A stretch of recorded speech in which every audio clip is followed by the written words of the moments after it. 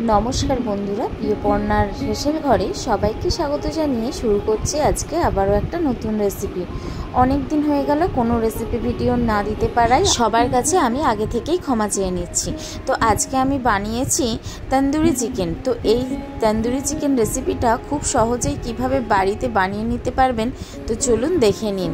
প্রথমেই আমি দুটো লেগ পিস নিয়েছি এরকম বড় করে, তো খুব ভালো করে ধুয়ে নিয়েছি। চিকেনটা যদি জলের মধ্যে একটু ভিনিগার বা লেবুর রস দিয়ে ধুয়ে নিতাম তো এই লাল লাল অংশগুলো চলে যেত। তো আমার কাছে সময় ছিল না, সেজন্য আমি ধুয়ে নিতে পারিনি খুব ভালোভাবে ভিনিগার দিয়ে। আপনারা যদি পারেন তো একটু এই দিকটা নজর দিতে পারেন। এরপর চিকেনের গায়ে ছুরি দিয়ে কিছু অংশ দাগ করে দিলাম যাতে এর ভেতরে নুন মশলাগুলো সব কিছু ঢুকতে পারে। এখন চিকেনটা ম্যারিনেশন করার পালা। আর এর মধ্যে নুন হলুদ পরিমাণ মতো সব কিছু দিয়ে দিলাম। আর দিয়ে দিচ্ছি মরিচ গুঁড়ো 1 চামচ পরিমাণ, দিয়ে দেব কাশ্মীরি লঙ্কার গুঁড়ো, আর দিয়ে দেব রেড চিলি পাউডার সামান্য পরিমাণ। এই নুন ঝাল এগুলো হচ্ছে আপনারা আপনাদের স্বাদ অনুযায়ী দেখবেন, যদি বেশি ঝাল খেতে পছন্দ করেন বেশি দেবেন। এরপর দিয়ে দিচ্ছি জিরে গুঁড়ো, এরপর দিয়ে দেব সামান্য পরিমাণে কাসুরি মেথি,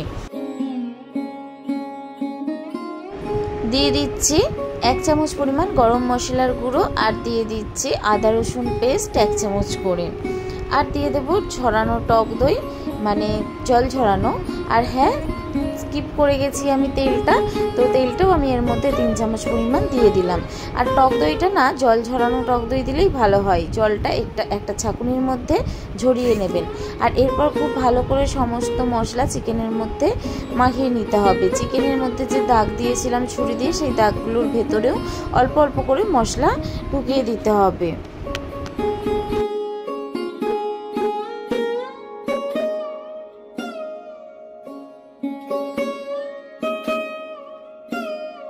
এখন ম্যারিনেশন করা কমপ্লিট। এটাকে এবার ফ্রিজে রেখে দেবো প্রায় 2 ঘন্টার জন্য। আপনারা ওভারনাইটও রাখতে পারেন।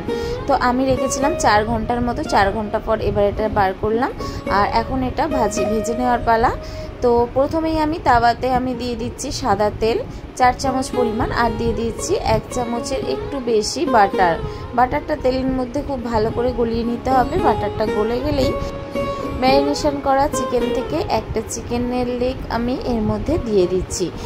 দুটো একসঙ্গে হবে না, একটা একটা করেই আমি এর মধ্যে ভাজবো। চিকেনের ওপর সামান্য একটু মশলাও ছড়িয়ে দিচ্ছি। এবার এটাকে চাপা দিয়ে আমি খুব ভালো করে 2 পাশ উল্টে উল্টে ভেজে নেব। একটা সাইড প্রথমে 7 মিনিটের মতো চাপা দিয়ে রেখেছিলাম, আবার অপর সাইড উল্টে দিয়েছিলাম ঠিক এইভাবে 7 মিনিটের মতো।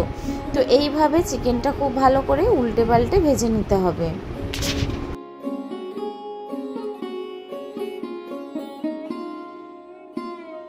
চিকেনটা ঠিক এই রকম টাইপের দেখতে হয়ে যাবে। তো আমার এখানে এই একটা লেগ একদম ভাজা হয়ে গেছে। তো এখন এটাকে আমি তুলে রাখবো। আর অপর যে চিকেনের লেগটা আছে আর কি, সেটাও সেমভাবেই ভেজে নেবো। তো এখানে মশলা অনেকটাই পুড়ে গিয়েছে, তো সেই মশলাটা আমি তুলে নেব।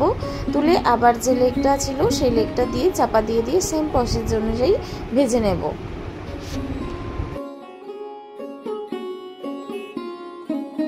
এখানে আমার চিকেনের দুটো লেগ খুব ভালো করে ভাজা হয়ে গেছে। এখন দুটো লেগ একসঙ্গে তাওয়ার মধ্যে তুলে দিলাম। আর চিকেনগুলো একটু সরিয়ে একটা জায়গা ফাঁকা করে একটা ছোট বাটি বসিয়ে দেব। আর অপর দিকে আমি একটা ছোট চারকোল পুড়িয়ে রেখেছিলাম, সেই চারকোলটা এই বাটির মধ্যে রেখে দেব। আর দিয়ে দেব সামান্য পরিমাণে বাটার, দিয়ে এটা আমি ঢেকে রেখে দেব আর কিছুক্ষণের জন্য 5 মিনিটের মতো। আর এতে যদি কোনো ছিদ্র থাকে সেটাও বন্ধ করে দেব। এতে করে চিকেনের মধ্যে যে তন্দুর ফ্লেভারটা আর কি খুব ভালো আসে। আর এটা আপনারা অবশ্যই ট্রাই করবেন। এবার আমি এই চিকেনের লেগগুলো সামান্য পরিমাণে ঝলসে নেব একটু আগুনের মধ্যে। তো এইভাবে একটা জাল নিয়ে তার মধ্যে চিকেনগুলো খুব ভালো করে ঝলসে নেব।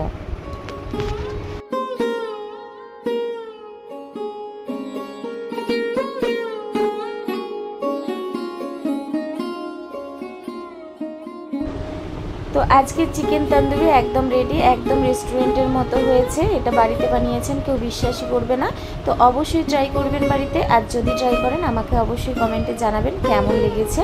তো আজকের রেসিপি যদি ভালো লেগে থাকে তাহলে ভিডিওটি অবশ্যই লাইক করবেন, আর আমার চ্যানেলটি সাবস্ক্রাইব করে আমার পাশে থাকবেন। তো আজকের মতো আসছি, দেখা হচ্ছে অন্য কোনো রেসিপি নিয়ে।